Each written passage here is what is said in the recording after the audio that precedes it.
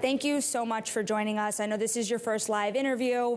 You've started your own company since then, but I do, before we talk about the future, want to dive really deeply into the past. Sure. You've said a number of times now that you were not aware of a lot of the alleged misconduct that happened at FTX. But how did you not know, and what did you know? So, like with everyone else, it's been just an unbelievable, devastating realization as to all of the details that have come to light about what's been happening on the FTX.com and Alameda side.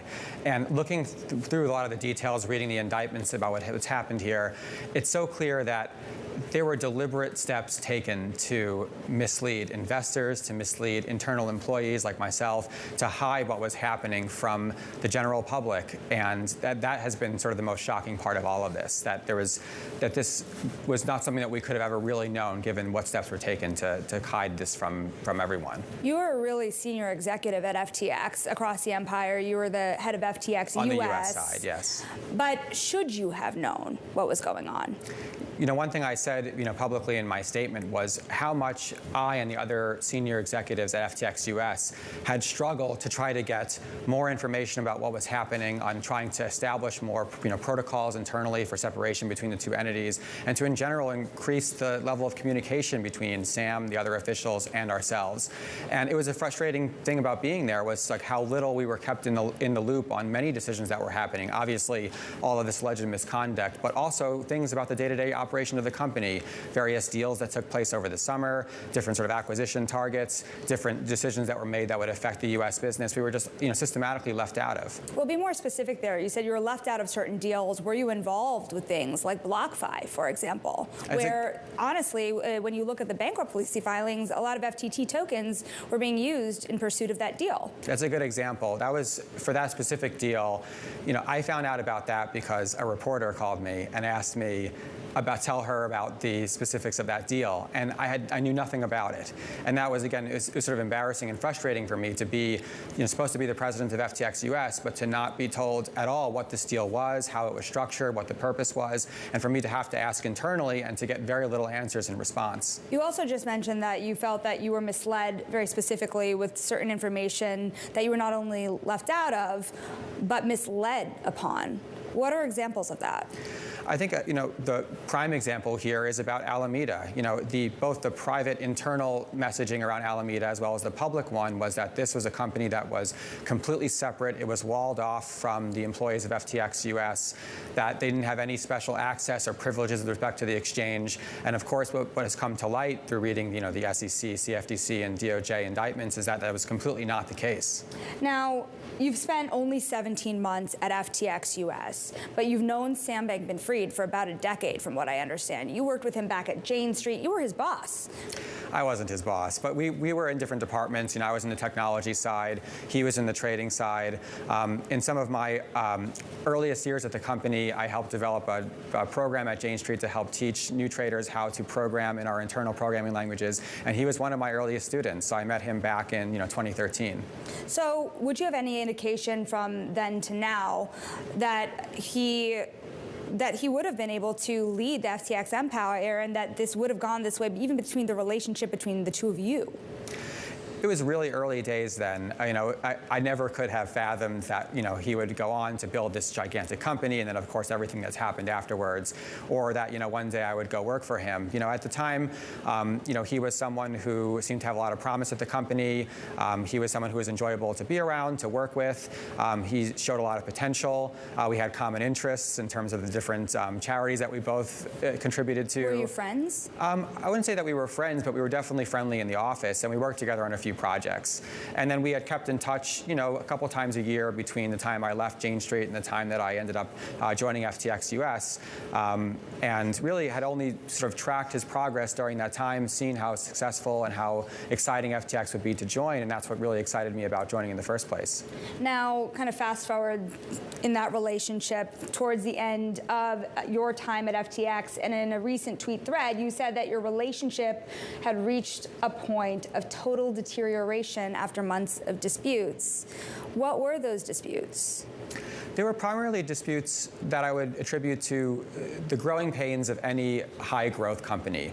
Problems around internal communication, around structuring the company for providing better governance, especially as we were growing larger, around hiring enough developers and other senior staff that we needed to be able to accomplish many of the goals that we were seeking to accomplish. And when I would try to bring up these kinds of criticisms internally at the company, they were never met well. And at some point, we truly weren't really speaking much to each other over the course of the last part of the time that I was there. Now, you had mentioned these disputes were not just with Sam Bankman-Fried. You had mentioned these disputes were with other members of his staff, his deputies. Who else did you find those disputes with? Yeah, they were primarily with Sam, but I think many of the people around Sam really agreed with him on most of the internal decisions, especially around trying to kind of grow and separate the staff. There was very much sort of a separation between the group of people who were the executives in the Bahamas, sort of around them, living together, who were making those kinds of decisions, versus the people on the U.S. side who were, as I said, were systematically left out of many of those decisions. To the extent that you believe, a number of his deputies have already come up and pled guilty to some of the charges that we're seeing against FTX. Sure. What do you think about those charges, and do you think that there's anybody else that will be brought into them? I'm not sure if there's going to be anybody else at this point. I do think that the charges they're damning, and they're truly shocking to see sort of the depths that Sam and his close associates went to try to conceal this fraud from the public and the private. And as a customer of the exchange myself, as someone who had worked extremely hard to try to build out this great business on the U.S. side, who had hired extremely talented individuals into the U.S. company to be able to accomplish those goals, it was really, really sad to see all this come to light. Now, you had said fraud, but this is still an alleged fraud. He has not been convicted yet, although others have pled guilty. I'm wondering what you think about the go-forward path here. I mean, do you have any evidence? Are you cooperating with authorities at this time? I can't speak to whether I am or am not, involved in the investigation. I am very happy to cooperate in any way that I can. But at this point, it's really just sort of a wait and see. We're going to see if there are more details that come to light, if there are anyone else that's sort of brought in who ends up pleading guilty or not, whether this case actually ends up making it to trial. It's something that I'm kind of watching and waiting and interested in the way that kind of everyone else is in the public. Have you been in touch with Sam since you've left? No. In fact, I think we were last in touch several months before I left the company even. Have you been in touch with any of his other deputies that you had said you had disputed with? And if you had the opportunity to talk to Sam, would you want to, and what would you say? No to the first question. And on the second one, I think nothing. I think at this point, it's best for me and for everyone, the media, the public, investors, everyone, to move on from Sam and find a path forward to be able to move forward with crypto in this industry. I think, it's time to turn the page. Well, before we turn the page, I wanted to ask just a couple more questions about your time at FTX. You had mentioned that you had felt misled, but have you kept internal records of your internal complaints that you had made at that time before you left? Sure. And where are those complaints now? Yeah, again, I can't comment into records or anything that would be potentially related to the investigation. And one more question about your time at FTX as well, because there was something else that happened that did involve you, and that is the matter of the FDIC. The Federal Deposit Insurance Corporation had sent a cease and desist letter demanding a correction on false or misleading statements as it pertained to the protection of consumer funds, the insurance of consumer funds. What role did you play in this incident? Sure. So that was a matter that was resolved between FTX US and FDIC some time ago, and as I haven't been at the company for now more than 5 months. It's something I can't comment on in great detail. But what I can say is that FTX US at the time had partnered with an FDIC member bank, Evolve, to be able to offer certain deposit services for customers. And there was a recent guidance that we were unaware of that fintechs have to name the member bank that they're working with, and it's something that we have failed to do. And so we immediately complied, and we amicably and immediately resolved the matter with the FDIC. Now, you mentioned moving on. One thing you you had told me as you had launched this new firm, Architect, which is aimed to bring institutional capital into crypto, a space that's been very severely dented when it comes to confidence. How do you bring investors back into the space after so much confidence has been lost? I think now there is truly a wide open space for people with financial experience, with technological experience, to be able to build mature, safe, and secure tools that allow people to access these markets in a way that do resemble a lot of the tools available to traditional investors. And that's something that I think we have a very good shot at being able to build for them. So you also mentioned you want to hire your former colleagues at FTX. Have you begun to do so? How many are you going to add? Yes. And frankly, does the FTX name have a reputation that complicates things as you're going out into the world and speaking to investors? So I already have 5 of my former employees either hired or in the process of hiring. I'm in touch with a number of other ones. This is a very exciting moment for us because, as I said, there are many extremely talented, seasoned professionals who had worked at FTX US who are going to be looking to find their next calling. And I would recommend to anyone to be able to hire them, but I feel particularly privileged at this time to have the opportunity to be able to hire them back into the company.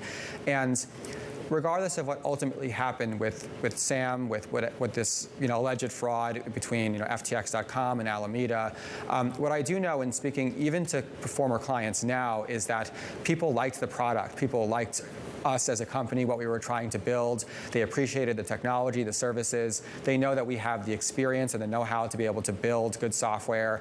And I think we can really, rise from the ashes of all this and build something truly good for the industry. Are you still getting questions about why you had left so abruptly?